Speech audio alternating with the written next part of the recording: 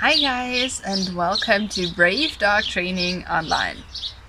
Have you ever wondered if your dog should just be better with obedience and that would stop his going crazy on leash when he sees another dog? Today we're going to talk about exactly that. Does basic obedience help with leash reactivity? Have fun!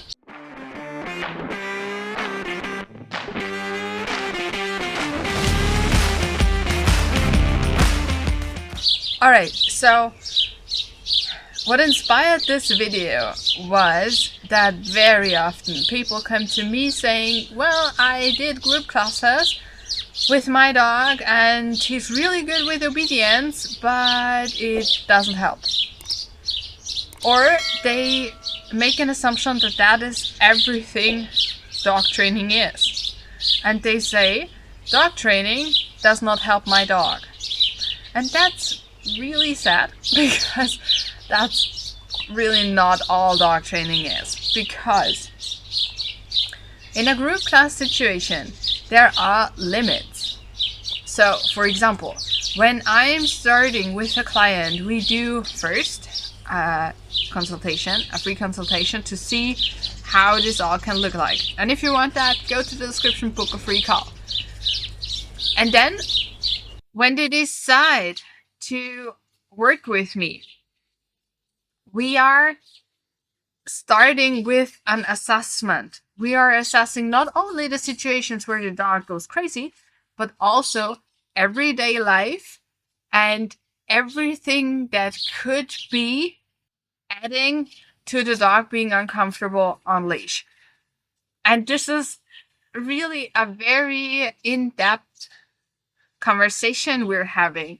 And it's super important to find out why the dog is acting like that and how we can help him, because if he doesn't feel the need to go crazy, he won't, right? So this is nothing you can do in a group class situation. It's just not possible. And then it depends on what you are learning in those group classes. For me, the typical stuff of basic obedience is really outdated. I don't know, maybe it's different where you live, but where I live, it's sit down and heel, basically. There are other things, but those three are kind of everywhere, and they are mostly pretty unnecessary. But what they can do in tricky situations where we are talking about dog-on-dog meetings and leash reactivity is that they can be management. So if I have a dog who goes crazy when we see another dog and we are kind of stuck in a too tricky situation, like it's too close, I can't get away, it's happening too fast, whatever.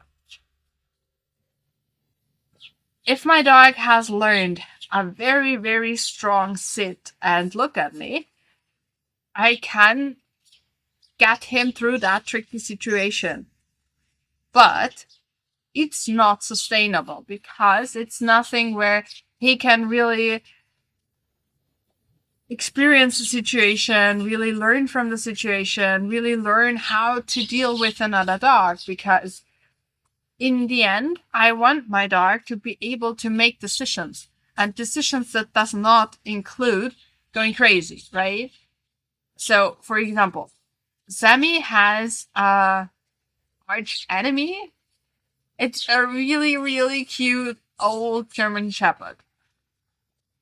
Adorable. He's an adorable dog. But Sammy really dislikes him. They have never met close, but he just doesn't want to be anywhere near that dog. And I don't know why. Maybe he smells something in his metabolism or whatever. So I cannot really know what he's realizing or what he's experiencing when he sees that other dog or he smells that other dog. So I have to trust his judgment. If he feels like he cannot deal with the situation and he needs more space, then it's a good thing for him to show me I need more space, or do something like sniffing and zooming out. Not in a way of going crazy, but in a way of I'm just doing this and I'm focused on this and don't see anything around me. If he feels the need to do that, all right, he can do that. It's not me who's telling him you have to be in this distance because this distance works with almost every dog. It doesn't work with this one, and he knows it, but I don't. So he tells me. That is the ultimate goal. And I can only reach that with really holistic training. I can only reach that when I teach my dog that going away or turning away or doing whatever, increasing distance, helps with the situation. Our dogs have to learn that. And that's when they learn that they can decide to just increase distance with other ways than going crazy, right? And that's what we want. So to sum it up, yes, basic obedience can help in tricky situations, but there are more easy ways to help our dogs in those situations. And to actually change the behavior, we need something that is addressing the dog feeling uncomfortable and that is teaching him other ways to deal with the situation.